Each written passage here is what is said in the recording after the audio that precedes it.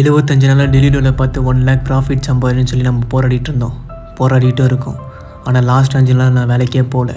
அது ஏன் வேலைக்கு போகலன்றது உங்களுக்கு லாஸ்ட்டாக சொல்கிறேன். அதுக்கு முன்னாடி இந்த சேலஞ்ச் ஆரம்பிச்சிருந்து ஏகப்பட்ட தடைகள் வந்துச்சு.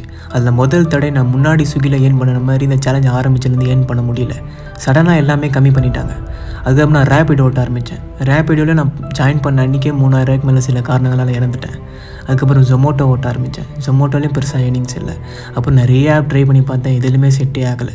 அதுக்கப்புறம் ஸ்விக்கியில் புதுசாக ஜாயின் பண்ணுறாங்களாம் ஒரு மாதிரி ஆஃபர் மாதிரி போட்டிருந்தாங்க. அதனால் எங்கள் அப்பா ஐடி கிரியேட் பண்ணி ஓட்ட ஆரம்பித்தேன். அதுவும் வேறு ஒருத்தவங்க ஓட்டாங்க அப்படின்ற காரணத்தில் அந்த ஐடியும் பிளாக் பண்ணிட்டாங்க. அதுக்கப்புறம் மறுபடியும் நான் என் ஐடியிலே ஓட்ட ஆரம்பித்தேன். தினமும் 18 ஹவர் 20 மணி நேரம்லாம் ஓட்ட ஆரம்பித்தேன். தினமும் 2000 மேலே ப்ராஃபிட் ஏர்ன் பண்ணிகிட்டே வந்துட்டு இருக்கும்பொழுது எங்கள் அம்மாவுக்கு சடனாக உடம்பு சரியில்லாமல் என்னால் 5 நாள் போகவே முடியல. இப்போ கடவுள் புனிதம் எல்லாம் சரியாயிடுச்சு. ஆனால் எனக்கு மனசே சரியில்லை. இப்போ இந்த சேலஞ்சை மறுபடியும் விட்டுருந்து கண்டினியூ பண்ணலாமா வேணாமான்னு குழப்பத்தில் இருக்கேன்.